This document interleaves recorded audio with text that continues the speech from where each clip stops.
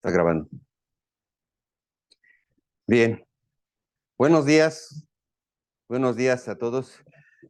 No se imaginan, de verdad no se imaginan la alegría que nos da recibirlos. Permítanme para orar por los jóvenes para su clase. eh, y no se imaginan allá a la distancia el calor que hay aquí, sobre todo cuando hay nervios de que apágale, quítale, no prende, jálale. A todos nos dio calor ahorita. Así es que, pero bueno, ya estamos aquí con ustedes, gracias a Dios. Queremos que sea algo con excelencia y bueno, pues siempre hay situaciones. Así es que olvídense del pequeño desajuste y vamos a pedirle al Señor, vamos a ponernos en las manos del Señor, porque todo lo que hace el hombre, si dice la palabra de Dios que si Dios no es el que construye en vano, construye el hombre. Así es que, Padre bendito, te doy gracias por esta mañana, Señor. Gracias porque tú has predispuesto el corazón de mis hermanos aquí presentes, Señor, de llegar temprano, de preparar el ambiente, de preparar el ¿Qué lugar, tiene? Señor. Y eso solo tú lo puedes hacer, Señor. Porque nosotros como seres humanos somos temporales, rápido nos desanimamos, rápido nos aburrimos, rápido perdemos el sentido del valor, rápido cambiamos prioridades, pero la prioridad de que tú eres, Señor, Rey de nuestro hogar, Rey de nuestros corazones, es fiel, Señor, porque tú eres fiel. Por eso te damos gracias, Señor. Nos ponemos en tus manos, ponemos este tiempo en tus manos a estos jóvenes y a estos niños que van a recibir un mensaje, Oh, Señor, que viene también de parte de ti, Señor. Bendícelos, que esta palabra quede en su corazón, Señor, en sus corazoncitos, para que, como dice tu palabra, Señor, que aunque fueran grandes, no se apartarán de tu camino, Señor. Te doy gracias por este tiempo en el nombre de Cristo, nuestro Señor. Amén. Ah, pues, ¿qué les parece que hoy el tema muy apropiado, pienso yo, para lo que nos espera la semana que entra, es hablar de la paz, hablar de paz. Y ahorita se nos fue la paz a todos porque, bueno, unos nos dimos paz y otros así porque no sabíamos quién había apretado qué botón, pero hoy vamos a hablar de eso, de la paz. Y bueno, pues vamos a celebrar la Navidad, el nacimiento de nuestro Señor, en unos cuantos días, y le hemos puesto a este mensaje, esta conversación, algo que se llama Camino al Pesebre de la Paz. No el camino, sino camino al Pesebre de la Paz. ¿Cómo llegamos a ese pesebre? ¿Cómo llegamos a ese lugar? ¿Qué es esto del pesebre de la paz? ¿Qué es la paz a final de cuentas? ¿Qué hay en ese pesebre? ¿Qué hubo en ese pesebre hace más de 2000 años? ¿Qué hubo? Si bien la fecha, que si el día, que si esas cosas, permítanme decir con mucho respeto a quien le presta atención a eso, que es lo de menos. Es lo de menos qué día. Lo importante es el sentido, el valor que le damos, el objetivo, lo que entendamos de lo que vamos a hablar y de lo que vamos a celebrar y de lo que estamos pendientes de esperar. Camino al pesebre de la paz.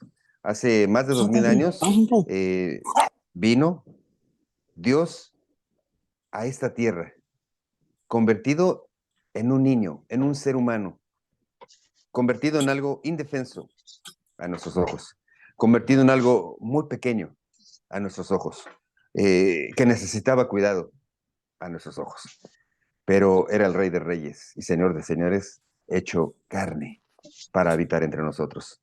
Y algunas cosas las pasamos por alto y el Señor, nuestro Señor Jesús, hablar de su nacimiento no tendría peso si no hablamos de su objetivo, del fin de las cosas. ¿Por qué tuvo que nacer? ¿Por qué tuvo que estar? Camino al pesebre de la paz es hacer un recuento de nuestros pensamientos, es hacer un recuento de lo que esperamos en este mundo, es también hacer un recuento de cómo hemos vivido, es hacer un recuento de qué estamos viviendo, qué hemos hecho, qué no hemos hecho, qué dejamos de hacer, qué hemos logrado, qué no hemos logrado, qué esperamos. Es un camino, es un caminar, es como cuando te encuentras tú solo, caminando, ya sea una distancia mediana o corta, porque vas al trabajo, porque vas por los niños a la escuela, porque vas al mercado, pero es una caminata que si es corta, vas en tus propios pensamientos, sin hablar con nadie, solo tú, pensando para ti mismo, hablándote a ti misma. Ese es lo que quiero poner en nuestros corazones. Hoy vamos a hablar de esas palabras que nuestro Señor Jesús dijo unos días antes, de hecho un día antes de entregarse por nosotros. Juan capítulo 14, versículo 27, solo vamos a estudiar este versículo. Hay que entenderlo completamente, porque en versículos eh, clave, y no que unos sean más importantes que otros, pero versículos como este tienen tanta riqueza que podríamos hablar, de hecho, mucho tiempo acerca de un solo versículo. Juan capítulo 14, versículo 27. ¿Cuál es el contexto en el momento en que nuestro Señor Jesús dijo estas palabras? Bueno, si tú lees el Evangelio de Juan en el capítulo 14, nuestro Señor Jesús acaba de terminar la Santa Cena, acaba de estar hablando con sus apóstoles, sus discípulos, acaba de celebrar la Santa Cena, acaba de hacerle muchas promesas a ellos, acaba de compartirles lo que va a hacer, les acaba de declarar que va a ser entregado, que va a ser sacrificado, que va a morir. Es un momento muy agridulce porque ellos en ese momento, los discípulos, no entendían de qué estaba hablando. Eh, no entendían las palabras de nuestro Señor Jesús y de hecho no las entendieron hasta que nuestro Señor Jesús resucitó. Pero en ese momento de angustia, en ese momento en el que ellos se asustan porque les está diciendo que se va a ir, que los va a dejar, su maestro se está yendo, ya Judas salió del aposento, se queda con ellos platicándoles, diciéndoles lo que va a suceder, haciéndoles promesas, pero es una noche antes de, de su arresto, una noche antes de que ese mismo jueves, ya más tardar, van, lo arrestan y ahí empieza un proceso que se llama eso, ¿no? La pasión de Cristo, lo que nuestro Señor Jesús sufrió. Así es que, camino al pesebre, tenemos que recordar eso. Camino al pesebre tenemos que recordar lo que ya sabemos nosotros. Los discípulos no sabían. Los discípulos no sabían ni qué iba a pasar y ese es precisamente a veces lo que nos cuesta trabajo ponernos en los zapatos de ellos. Ellos están cenando muy alegres, la cena era un momento muy íntimo, imagínate, han caminado con el Señor, han visto milagros, se sientan a comer con Él, esa sensación de estar cerca de la personalidad del momento, porque te vuelvo a decir, ellos no habían entendido la parte espiritual completa. Para ellos estaban junto al que hacía milagros, al que tenía poder para resucitar muertos, al que levantaba, sanaba paralíticos, eran parte del grupo íntimo del personaje del momento. Entonces ellos estaban, ponte un poco en sus zapatos, están cenando con el más grande ser humano que estaba en ese momento. Eh, Sería muy absurda una comparación, ¿no? Pero si estuvieras tú junto a una celebridad, ¿no? Y después de su campaña o después de sus comentarios o después de su juego o después de todo eso, vas y comes con él en la intimidad. Solo un grupo, muy reservado. Entonces hay una emoción, una expectativa, pero nuestro Señor Jesús les empieza a decir que Él va a estar con ellos, que no los va a abandonar, que van a tener problemas. Y de hecho empieza el capítulo 14 con, ¿creen en Dios? ¿Creen en Dios? Es una pregunta que les avienta así, decimos en México, a boca de jarro. ¿Creen en Dios? Claro, diría alguien en México, en la Ciudad de México, of course, que sí creen en Dios, ¿no? Dice, si creen en Dios, crean también en mí. Si no fuera así, yo se los diría, dice el versículo 14. Es decir, nuestro Señor Jesús está rascando en el corazón y en la mente de estas personas, discípulos, que están emocionados y están lampareados por lo que había sucedido. Creen en Dios, crean también a mí, porque lo que les voy a decir es verdad. Si no fuera así, yo se los hubiera dicho. Esas palabras siempre me han impactado porque, eh, digo, si mi Señor Jesús me hablara en ese momento, no podía durar nada. No dudaría de que su palabra es verdad, de que Él tiene la verdad absoluta. Pero me impacta porque en otro tiempo de mi vida, cuando no pensaba en Dios, ponía dudas, ¿no? Esas expresiones de que, ¿y quién sabe si realmente murió en la cruz? Y quién sabe si realmente fue crucificado. Y a ver, ¿por qué no hay más historia de nuestro Señor Jesús? Y yo no caí en ese absurdo hilo de pensamientos. Así es que ahora cuando leo la palabra de Dios y veo palabras como esas, la preocupación, la ansiedad, no la preocupación humana, ¿no? Sino el querer que entendieran lo que les iba a decir, si no fuera así yo se los hubiera dicho. Es un ser humano que es amigo en ese momento, tan amigo que entiende la incredulidad de los discípulos. Y es en ese momento cuando les está dando muchas promesas, las ves en el capítulo 14, les hace la promesa de que va a venir el Espíritu Santo, de que no van a estar solos, de que van a pasar angustias, pero Él no los va a dejar.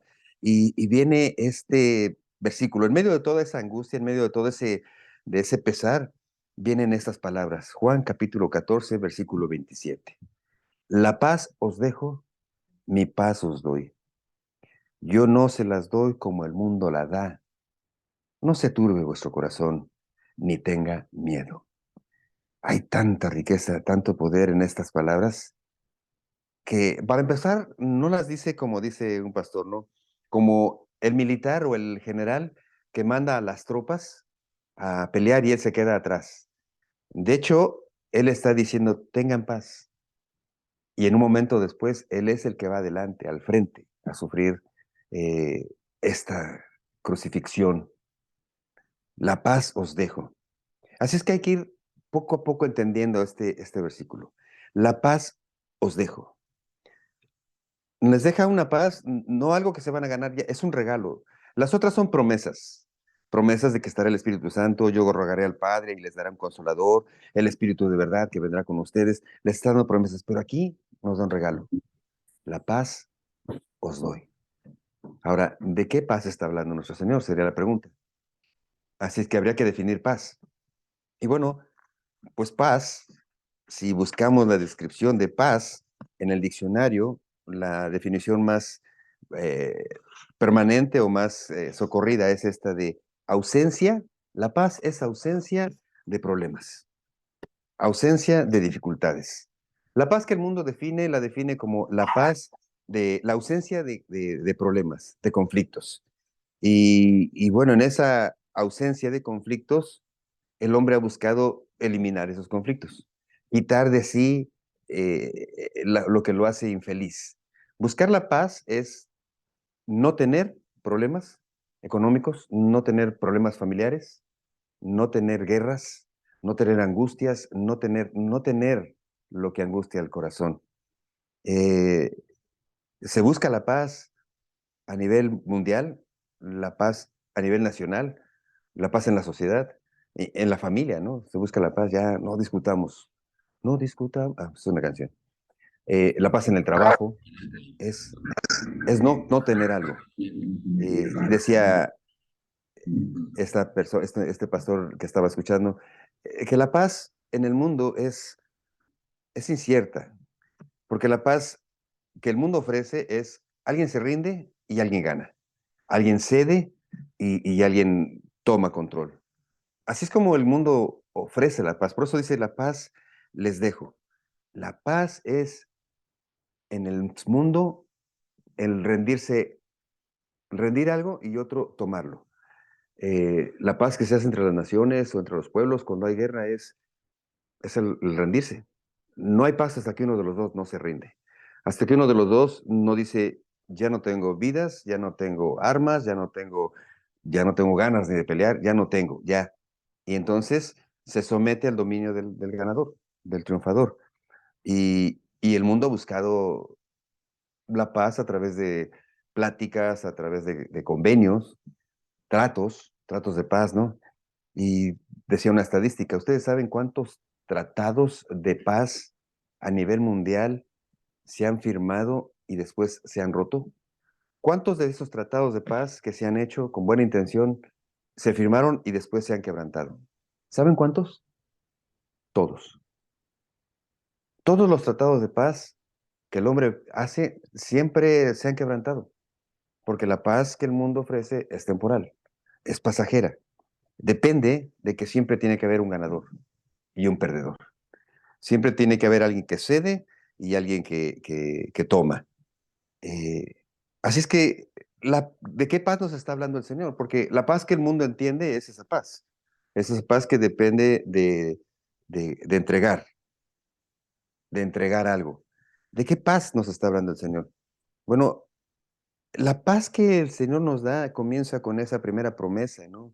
Donde dice, cuando yo me vaya, va a venir a ustedes el Consolador, el Espíritu de verdad.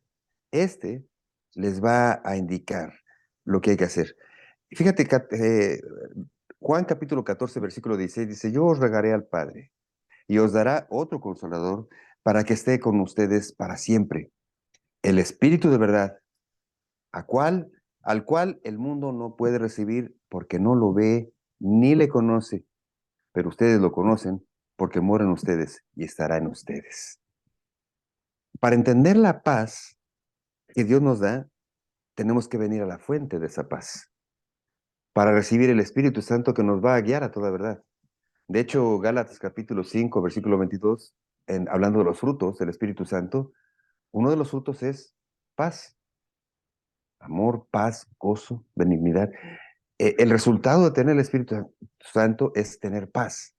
Entonces, tendremos que ir entendiendo poco a poco de qué paz nos está hablando nuestro Señor. La paz en el mundo es alguien se rinde y alguien toma.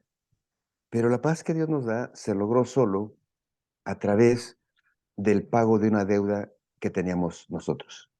Ahora, si en el mundo la paz se logra pagando algo o entregando algo, eh, aquí pudiéramos decir, bueno, entonces voy a hacer paz con Dios entregando algo. Pero, ¿qué puede el hombre entregarle a Dios de tal manera que Dios quede satisfecho en su justicia, en su santidad, para recibirnos eso y dejar a través de unas obras humanas que nosotros gocemos del reino de Dios? ¿Qué podríamos hacer nosotros como seres humanos que fuera del tamaño de la santidad de Dios? O que fuera del tamaño de la justicia de Dios. La justicia y la santidad de Dios son tan inmensas, tan incomprensibles, que no podríamos hacer nada. Y para hacer una comparación, si tú tuvieras que hacer una escalera de aquí no, no la voy a poner tan lejos, de aquí a la luna, no habría ser humano que pudiera construir una escalera de aquí a la luna, él solo, en la que pudiera subir y llegar a la luna. Así de extremo y de ridículo es pensar que podemos hacer una escalera o una cuenta de algo para después pagar nuestro boleto al cielo. Es simplemente increíble. ¿Y por qué es esto? Bueno, en el jardín del Edén hubo una separación y toda la humanidad quedó separada de Dios por el pecado. El pecado entró en el ser humano y desde entonces el ser humano nace separado de Dios, apartado de Dios. Dice Romanos capítulo 5, versículo 10, eh, que antes de que viniéramos a nuestro Señor Jesús, fíjate, porque siendo enemigos de Dios, éramos enemigos de Dios. O sea, antes de venir a nuestro Señor Jesucristo, éramos enemigos. Y un enemigo de Dios, o sea, un enemigo de por sí es alguien del que no puedes confiar, alguien del que no te puedes fiar. Bueno, pues en ese sentido, sin el perdón, sin el sacrificio de nuestro Señor Jesucristo, por más que hiciéramos nada, nada podía ser efectivo. Éramos enemigos de Dios, estábamos en pleito con Dios, estábamos en pelea con Dios. Para que haya un enemigo a nivel de sangre, tiene que haber un odio completo. Y, se va a oír feo, pero cuando éramos enemigos de Dios, había enojo y odio hacia las cosas de Dios. Ve lo que hace el mundo. Al mundo no le puedes hablar de Dios cuando quiere seguir haciendo su maldad.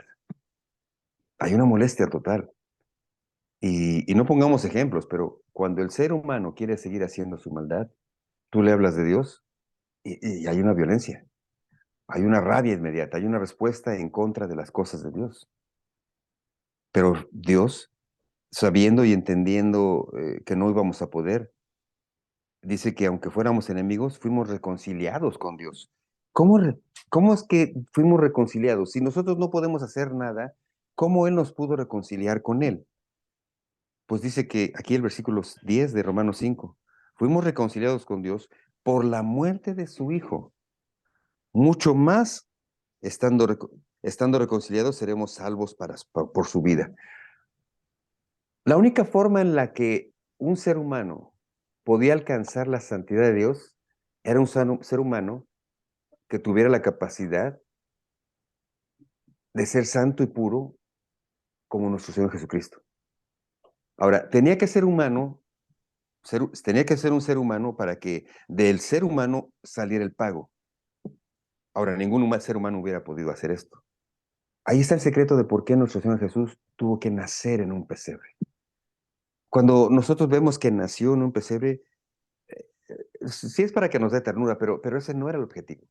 No era el objetivo hacer el adornito, que no tiene nada de malo, poner un muñequito que no tiene nada de malo, mientras no te pinques delante del muñequito. Pero el objetivo no es que vieras, ay, qué tierno, ay, qué bonito, ay, qué ambiente tan bonito la Navidad.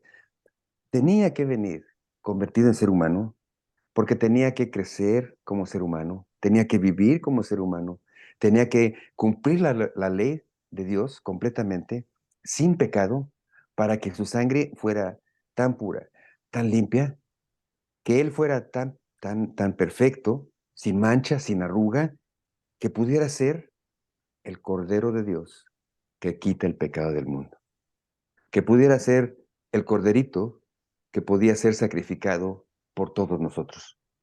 Por eso nació. Sí nos da alegría ver que naciera y tenemos que ver con alegría el día que nació, porque el día que nació, nació el Salvador del mundo, el Rey del mundo. Deberíamos estar súper alegres y celebrar, pero a veces el mundo es raro. Hay mucho que hablar acerca de esto, pero Navidad se convierte en un tiempo de angustia, de depresión, de tristeza para muchas personas, porque no está el ser querido, porque no tienen suficiente dinero para regalos, porque no quieren comprar, porque no pueden hacer esto, y la desesperación de no tener lo que otros tienen provoca un sentimiento de tristeza. Es decir, el mundo nos distrae con las cosas materiales, con las cosas temporales, y nos olvidamos de la alegría de entender que nació el Rey para salvarnos. Así es el engaño del mundo. Así de grande es el engaño. Ahora, por otro lado, cuando viene Semana Santa, que es el tiempo en el que deberíamos estar, si no tristes, muy, en un estado de mucha meditación, pidiendo perdón, entendiendo qué es lo que está haciendo nuestro Señor Jesús, entendiendo qué es lo que hizo, la manera en que lo hizo y por qué lo hizo, deberíamos estar por lo menos en una actitud de meditación. ¿Hasta dónde he llegado? ¿Qué estoy haciendo con mi vida?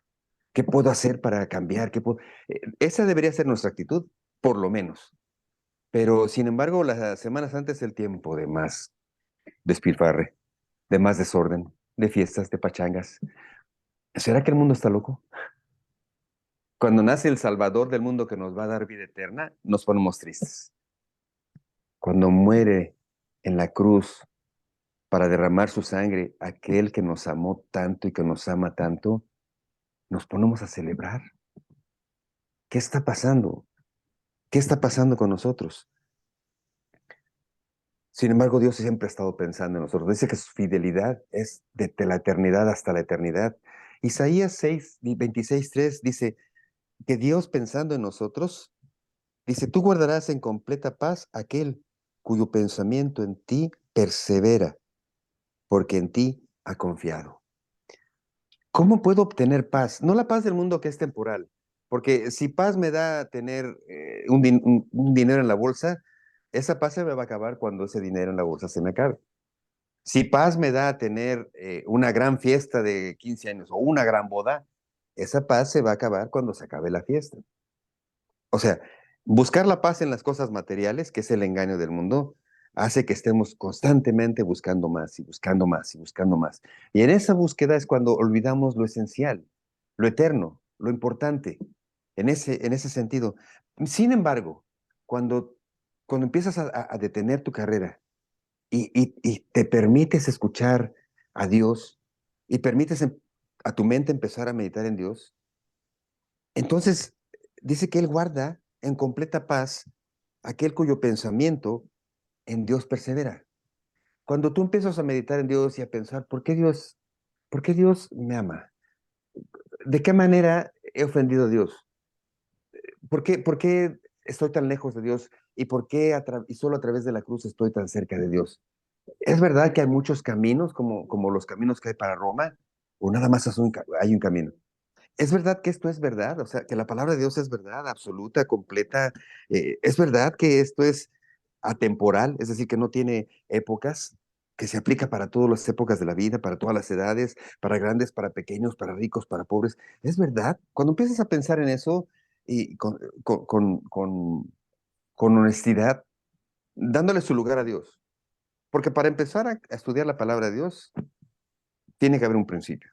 Y el principio es este: reconocer que Dios es verdad, reconocer que Dios es absoluto, poderoso, que Él conoce todas las cosas, que está en todas partes, que no hay nada en Él que pueda ser equivocado. Ese es el principio. Si en tu corazón hay dudas de que Dios pudiera hacer ciertas cosas, eh, es empezar con el pie izquierdo. Ahora, igual que yo me burlaba de los pastores, me burlaba de los cristianos, de los hermanitos de la vela cansada, les decía yo. Ahora ya me dicen igual. Sí. De los santurrones, les decía yo. Ahora ya me dicen igual. En fin, si yo no podía venir porque no entendía muchas cosas. Así es que lo primero que tenemos que hacer es, lo primero que hice o que Dios hizo con mi vida fue quebrantar mi corazón. Ahora, el quebrantamiento no es necesario, primero, y no necesariamente es a través de una desgracia. O sea, el quebrantamiento no es que Dios te va a castigar para que entiendas cuánto te ama. No, no, no. Dios no es así como obra en todos los casos. En algunos casos sucede, pero el principio de entender quién es Dios, te voy a dar un consejo. Ve a un funeral de un ser querido. Ve a un funeral y piensa, velo. Yo creo que todo nos ha pasado. ¿Qué falta para que vuelva a moverse? ¿Qué falta para que esas manos que te tocaron, te abrazaron, se vuelvan a mover? ¿Qué falta? ¿El hombre pudiera hacer algo para que el ser querido se levante? Es ahí cuando el ser humano tiene que pensar en la eternidad, tiene que pensar en qué sucede cuando alguien muere, cuando alguien duerme. Honestamente, ¿qué sucede? Es decir, tenemos que empezar a pensar en nuestra incapacidad, como dice la palabra de Dios. ¿Quién puede aumentar un codo a su estatura o añadir una hora más a su vida? Seamos honestos. El único que puede hacer eso es el creador de todas las cosas. Así es que si tu pregunta es honesta, empiezas a buscar el camino de Dios. Ahora, es ahí cuando hay dos tipos de paz.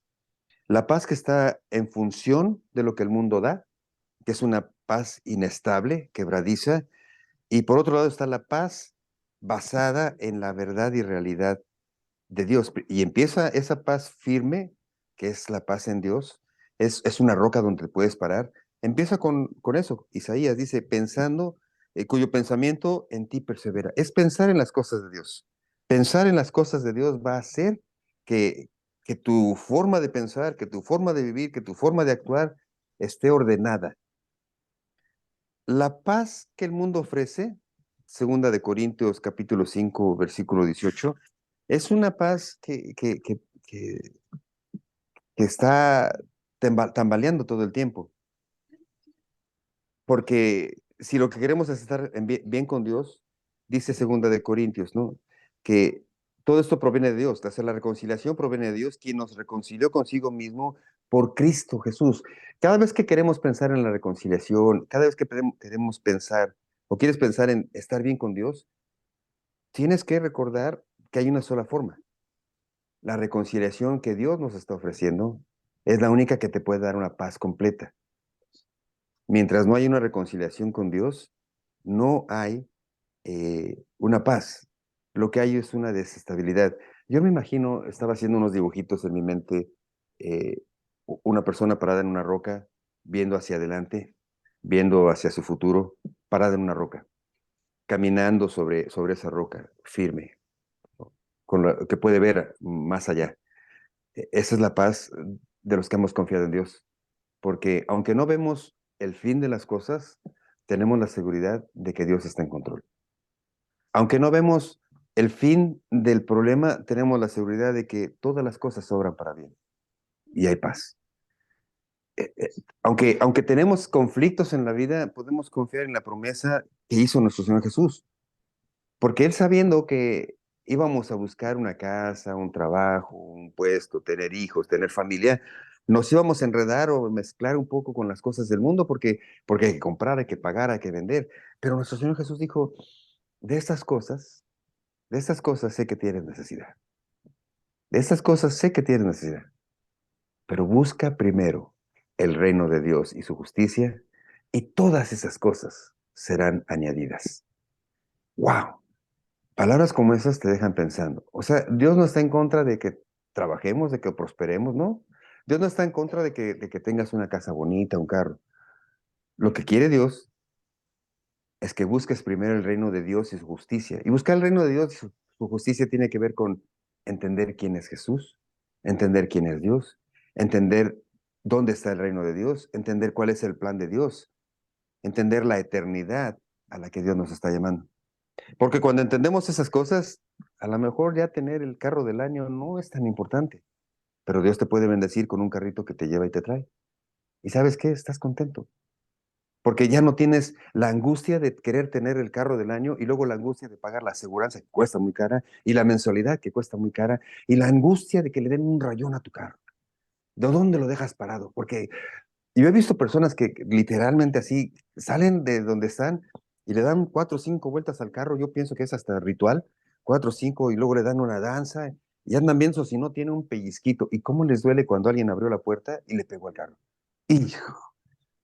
Es una angustia, es un desorden, es algo que les arde por... Allá hay paz. O sea, ya tiene el carro, ya anda en el carro del año, pero no tiene paz porque donde se la rayen, digo, donde se lo rayen. Qué feo. Ahora, piensas en las cosas de Dios, sabes que es temporal, que nada te vas a llevar, que palabras como más vale un pedazo de plan en amor que un manjar en dolor. Te das cuenta que a lo mejor no necesitas tener y tener mucho dinero, porque cuando tienes mucho dinero y logras eso, te das cuenta que ya no tienes familia, porque ya los hijos crecieron, porque ya no pasaste tiempo con ellos, porque querías darles lo mejor, sí, pero lo mejor no era tal vez lo material, tal vez lo mejor es que ellos tuvieran el recuerdo de tú y ellos tomado la mano, dándole gracias a Dios, pasar un tiempo en adoración, que Él te vea, que ella te vea, que eres libre de levantar las manos y decirle, Señor, gracias, te amo, Dios mío. Tal vez es el mejor regalo, porque en el momento de tribulación que van a tener nuestros hijos, pueden recordar en quién confiar plenamente. Esa es la paz que Dios nos está dejando, esa es la paz a la que se refiere. Pero fíjate, el versículo sigue, no se queda solo ahí, dice, la paz os dejo, es esa paz, que no depende de lo temporal. Pero luego dice, mi paz os doy. Nuestro Señor Jesús les está diciendo, mi paz les doy cuando todo mundo, cualquier ser humano estaría nervioso de lo que va a suceder. De hecho, una muestra de que nuestro Señor Jesús fue completamente humano, dice que tuvo angustia en el jardín del Getsemaní. Después de darles estas promesas, dice que sudó gotas de sangre. Ahora entendamos, sudó gotas de sangre no porque le dio miedo lo que venía en la cruz, él sabía lo que venía. Sudó gotas de sangre porque no quería ser separado de Dios Padre. Porque su relación tan personal con Dios, que es la que quiere que tengamos, por eso es mi paz os doy, es esa paz de saber que Dios y Él son una misma cosa, que Dios y Él pueden platicar, que Dios y Él pueden conversar, que pueden sentarse. Esa paz que Él tiene, se las dejó en ese momento. Pero es una paz que el mundo no entendió porque él sudó gotas de sangre pensando en que por un momento, en un momento en la historia y en la eternidad, Jesús estuvo separado del Padre. Sin embargo, su victoria no fue en la cruz, su victoria fue en ese lugar, tirado de rodillas, sudando gotas de sangre. Y su victoria fue la obediencia, porque dijo, si puedes, que sea de otra forma. Pasa de mí esta copa de amargura que estoy a punto de tomar, pasa de mí esta, pero que no sea mi voluntad, sino la tuya, Padre. Dios, ¿te acuerdas que no quiere buenas intenciones? Dios quiere obediencia. A Dios no le impacta que hayas tenido la buena intención de buscarlo. Dios quiere obediencia. Si Dios dice esto es pecado, es pecado. Ya no le demos vuelta a la hoja. Lo que Dios no le agrada, no le agrada. Dios quiere obediencia y nuestro Señor Jesús tuvo ese sentimiento. Pero antes de tener ese sentimiento de angustia, dijo, mi paz les dejo, mi paz os doy.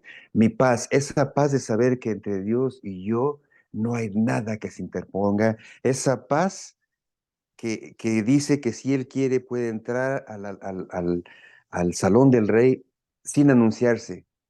¿Sabías que a través de la sangre de Cristo, más bien antes de la sangre de Cristo, somos cubiertos de trapos de inmundicia? Nuestros pecados son exagerados, son como rojos como el carmesí, son escandalosos. No pudiéramos presentarnos así delante del rey. No pudiéramos presentarnos así delante de alguien tan santo, tan puro, porque no pudiéramos. No pudiéramos presentarnos así porque caeríamos muertos en ese momento. La justicia de Dios es tan grande que no permitiría que pudiéramos dar un paso ni siquiera cerca del lugar santísimo. Nada. Sin embargo, y aquí es donde esa paz que Dios te quiere dar, dice que cuando tú recibes a Cristo como tu Señor y Salvador, cuando entiendes el sacrificio, cuando entiendes lo lejos que estás de Él, cuando entendemos lo sucio que estamos, lo imposible que es para nosotros lavarnos a nosotros mismos, limpiarnos a nosotros mismos, pero que nuestro Señor Jesús ya lo hizo por aquel que confía en Él, en Cristo Jesús, que su sangre bendita es tan poderosa que esa justicia de Dios es imputada en ti. Ahora, esa palabra imputada hay que entenderla, es así como estás no pudieras entrar.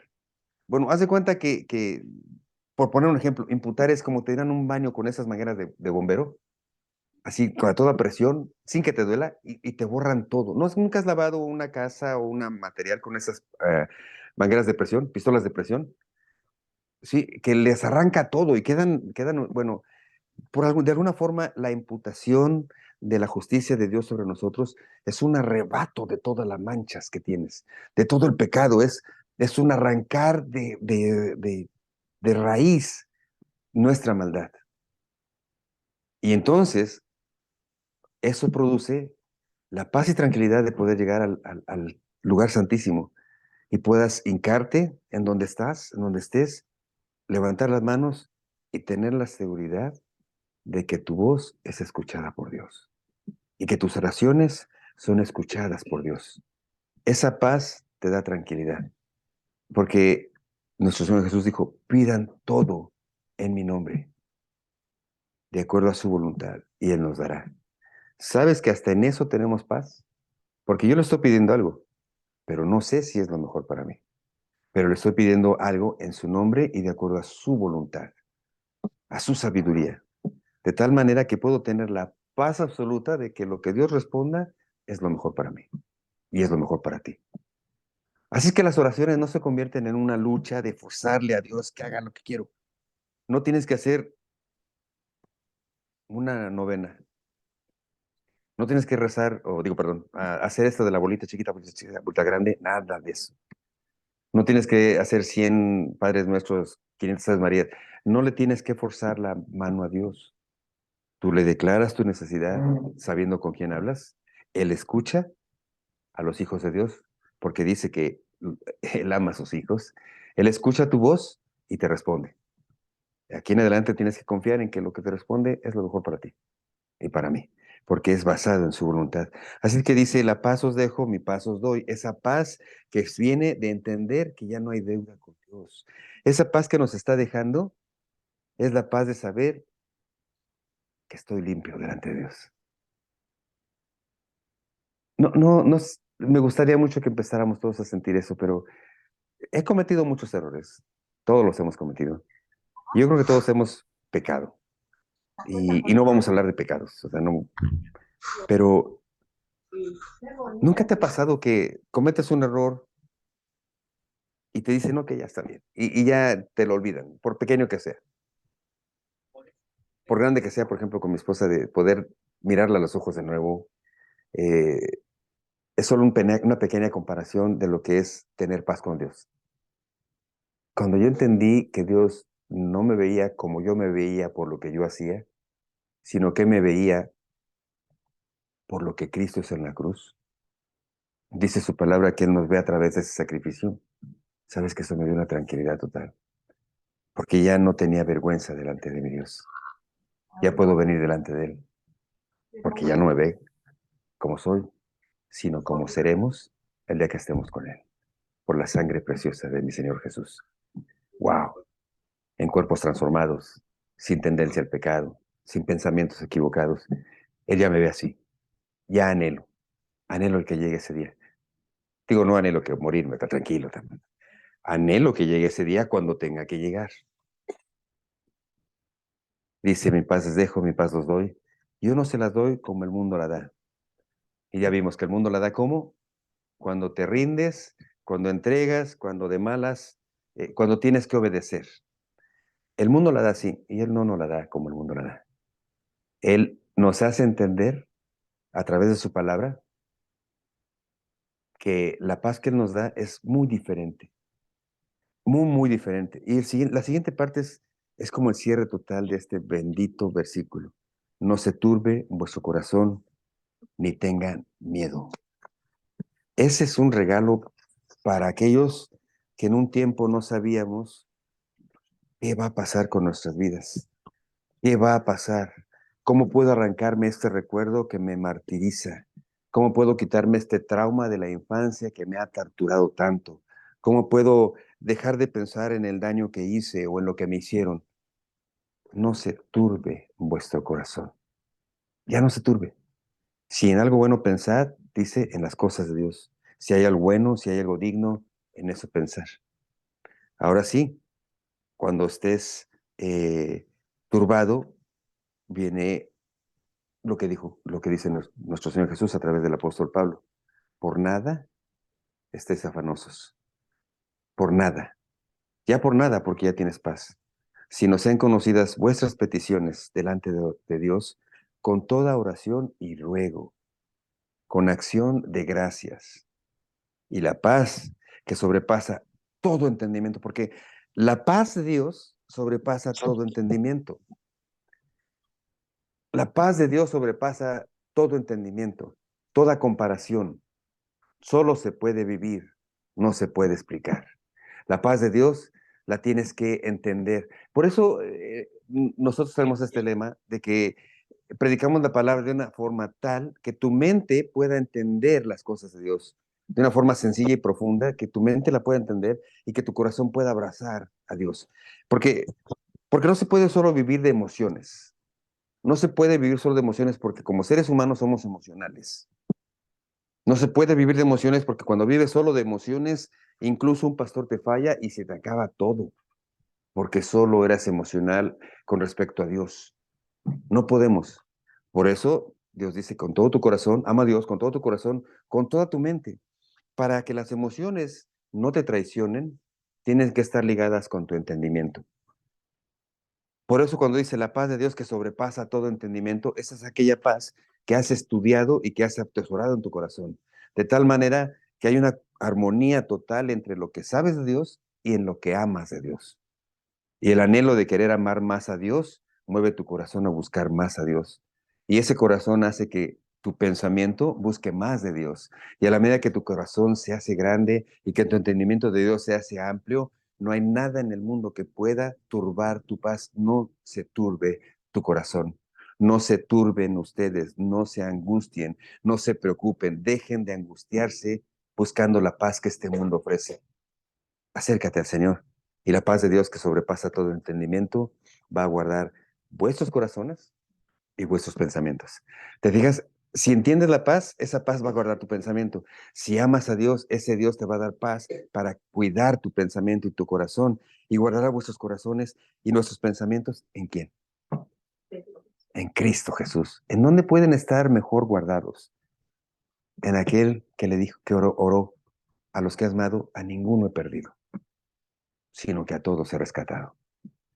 Él dice que vio al mundo como oveja sin pastor y lloró.